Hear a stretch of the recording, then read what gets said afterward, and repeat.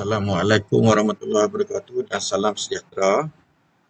Hari ini kita akan belajar sejarah tingkatan 5 KSSM bab 5 yang bertajuk pembentukan Malaysia. Sebelum kita mulakan pembelajaran kita pada hari ini, saya ingin memperkenalkan diri saya,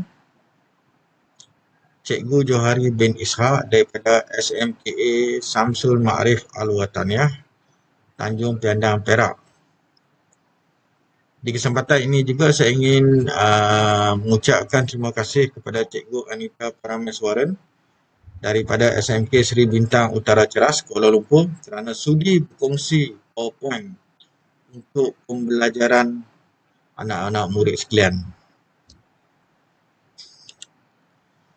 Dalam sejarah KSSM tingkatan 5, isi kandungan bab 5 terdiri daripada konsep gagasan Malaysia, perkembangan idea dan usaha pembentukan Malaysia, reaksi tempasan dan negara jiran terhadap pembentukan Malaysia, langkah pembentukan Malaysia, Perjanjian Julai 1963 dan peristiwa pengisytiharan Malaysia, serta konfrontasi dan usaha menanganinya.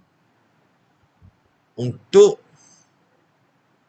pembelajaran hari ini, kamu akan bersama saya dengan tajuk konsep gagasan Malaysia serta perkembangan idea dan usaha pembentukan Malaysia.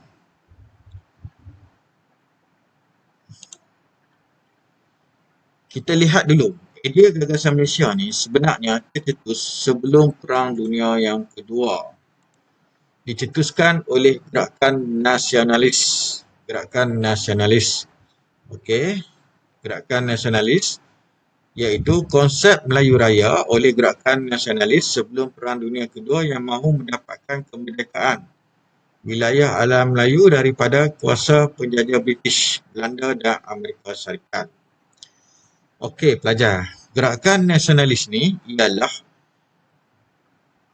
pertubuhan ataupun pergerakan daripada tokoh-tokoh tempatan yang ingin memerdekakan negara mereka daripada penjajahan. Gerakan nasionalis telah wujud di Asia Tenggara sebelum Perang Dunia Kedua. Jadi matlamat gerakan nasionalis adalah untuk mendapatkan kemerdekaan wilayah alam Melayu. Wilayah alam Melayu yang terdiri daripada Filipina, Indonesia, Tanah Melayu ataupun senang cerita Asia Tenggara di bawah jajahan British, Belanda dan Amerika Syarikat. Tetapi idea ini tidak berjaya dilaksanakan. Idea gagasan Malaysia juga tercetus daripada pihak British.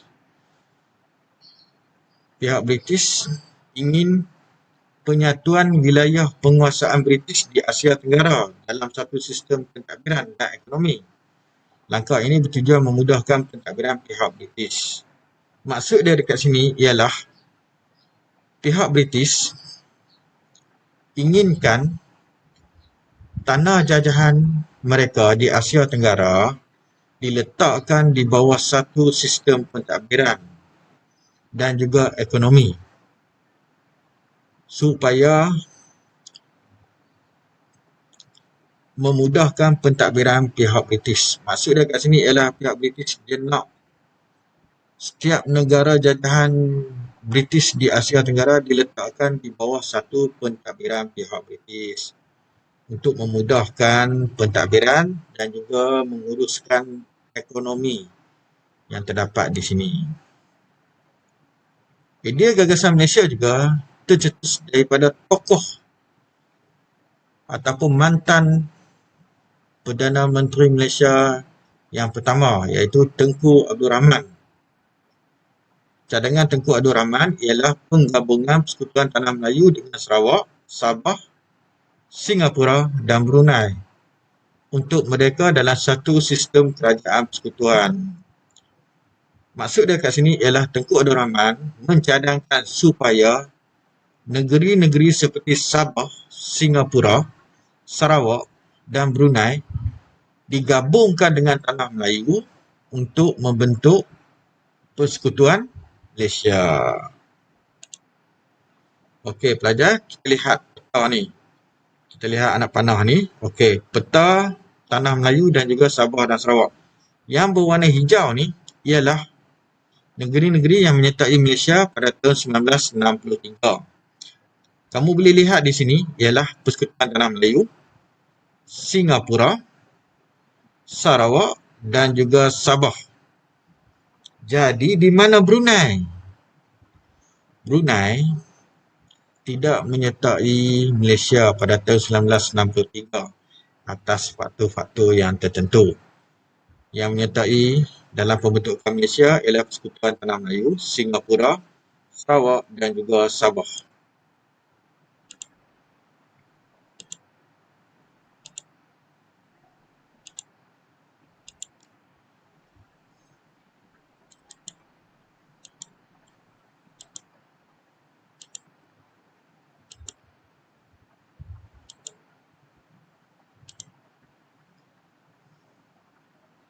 Okey, kita lihat pula perkembangan idea dan usaha pembentukan Malaysia daripada idea pegawai British. Ada 4 orang pegawai British yang mencadangkan perkembangan idea dan usaha pembentukan Malaysia. Lepas tu, idea daripada penduduk tempatan. Kita akan lihat satu persatu dalam slide yang seterusnya. Okey, kita lihat idea pegawai British yang pertama. Pada tahun 1887, iaitu Lord Brassey, merupakan pengarah syarikat berpiagam Borneo Utara yang mencadangkan terawal di Dewan Parlimen Britain. Lord Brassey mencadangkan penggabungan Sarawak, Sabah, negeri-negeri Melayu, negeri-negeri Selat sebagai satu tanah jajahan yang besar. Kerana Lord Brassey melihat potensi ekonomi melalui penggabungan wilayah ini. Cadangan yang kedua daripada pegawai British pada tahun 1951, iaitu Sir Malcolm Macdonald yang merupakan Governor Jeneral British di Asia Tenggara. Sir Malcolm Macdonald mencadangkan menggabungkan tanah Melayu, Singapura dan juga wilayah Borneo. Tujuannya sebagai membentuk satu entiti politik dan ekonomi sesuai dengan rancangan dekolonisasi, iaitu proses ke arah berkerajaan sendiri. Okey, sebelum kita pergi kepada huraian seterusnya, kamu lihat di sini entiti. Entiti kalau dari segi maksudnya ialah sesuatu yang mempunyai kewujudannya yang tersendiri. Dan lagi satu yang kamu kena perlu faham ialah dekolonisasi. Dekolonisasi dari segi maksudnya ialah sebuah dasar untuk menjadi tanah jajahan untuk mendapatkan kemerdekaan. Okey, kita lihat yang ketiga pula. Pada tahun 1952, Sir Garrett Templer, Pesuruhjaya Tinggi British di Tanah Melayu. Jawatan Pesuruhjaya Tinggi ini ialah gelaran jawatan yang disanak oleh Ketua Perwakilan Negara dalam kalangan negara Commonwealth. Jawatan ini setara dengan duta. Okay, dalam jawatan yang terkini ini, bolehlah kita definisikan sebagai duta pegawai British lah. Duta pegawai British lah untuk jawatan Pesuruhjaya Tinggi British di Tanah Melayu.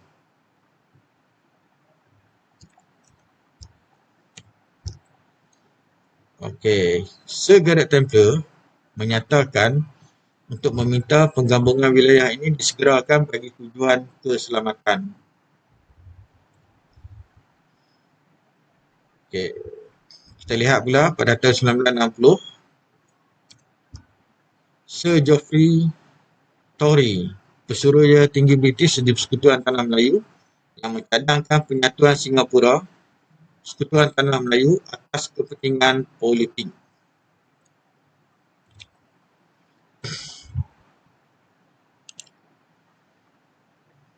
Kita lihat pula idea penduduk tempatan. Pada tahun 1906, Majalah Al-Imam ni bukan nama orang lah. Ia adalah majalah yang ditulis oleh penulis-penulis Melayu pada tahun 1906. Dalam majalah Al-Imam ini telah menggesa penyatuan raja bersama dengan orang Melayu, pendidikan dan pembangunan ekonomi di alam Melayu. Okey, gambar di sebelah ni adalah gambar majalah Al-Iman. Suatu ketika dahulu,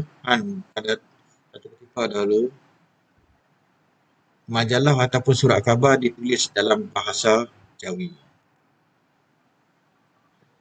Okey, yang seterusnya kita tengok daripada tokoh-tokoh tempatan, iaitu tokoh nasionalis Tanah Melayu seperti Ibrahim Haji Yaakob, Harun Aminur Rashid, Ahmad Bustamam, Ishaq Haji Muhammad serta Dr. Burhanuddin Al-Hilmi. Tokoh-tokoh ini bergerak sebagai gerakan nasionalis yang mula-mula tadi yang kita dah belajar kan. Gerakan nasionalis di Tanah Melayu serta di Asia Tenggara pada tahun 1938 mencadangkan konsep Melayu Raya, iaitu menggabungkan Tanah Melayu serta Indonesia, namun tidak berjaya. Kenapa tidak berjaya? Kerana pada masa itu Presiden Soekarno mengisytiharkan kemerdekaan Indonesia 1954 tanpa melibatkan Tanah Melayu. Jadi kamu lihat di sini tokoh-tokoh nasionalis tempatan, iaitu tokoh-tokoh nasionalis di Tanah Melayu, cuba menggabungkan Tanah Melayu dengan Indonesia, tetapi tidak berjaya kerana pada masa itu Presiden Soekarno telah mengisytiharkan kemerdekaan Indonesia pada tahun 1954 tanpa melibatkan Tanah Melayu. Pada tahun 1955 kita lihat Perdana Menteri Malaysia yang pertama, Tengku Abdul Rahman Putra Al-Hash, mencadangkan dalam ucapan di Persidangan Agung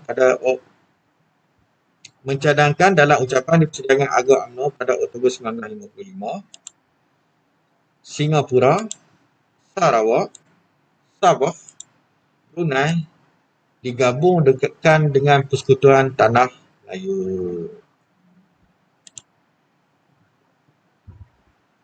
Idea pembentukan Malaysia tercetus juga daripada tokoh tempatan, iaitu Datuk Mustafa Datuk Harun pada tahun 1958 yang menyatakan minat untuk Sabah digabungkan dengan Persekutuan Tanah Melayu.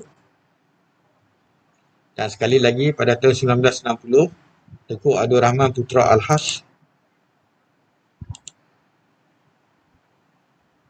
10 Jun memaklumkan bahawa beliau berminat untuk Tanah Melayu, Sarawak, Sabah, Brunei serta Singapura digabungkan dengan Persekutuan Tanah Melayu.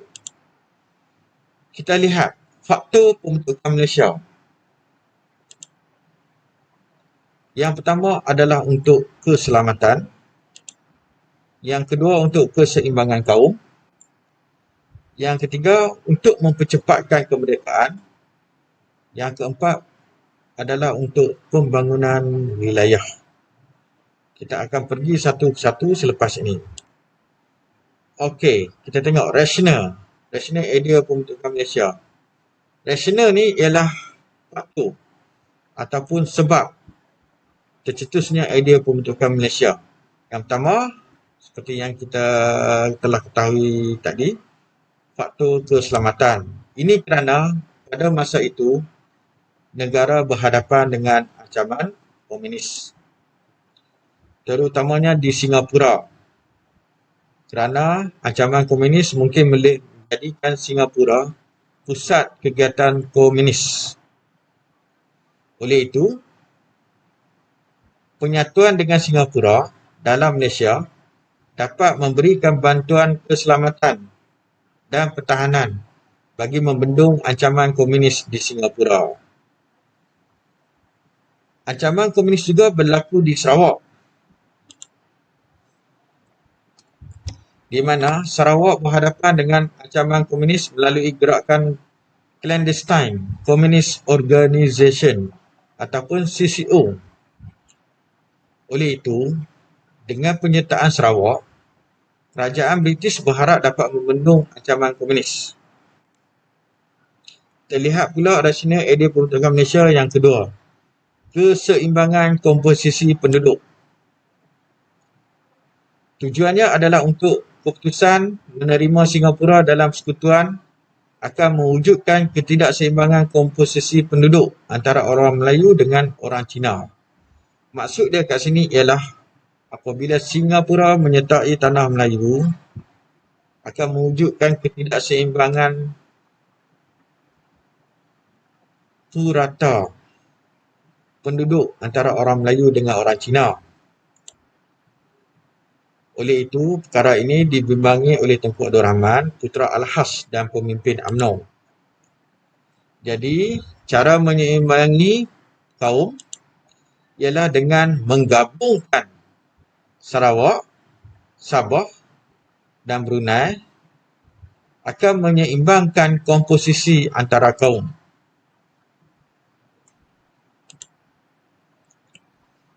Yang ketiga, rasional idea pembentukan Malaysia adalah untuk mempercepatkan kemerdekaan.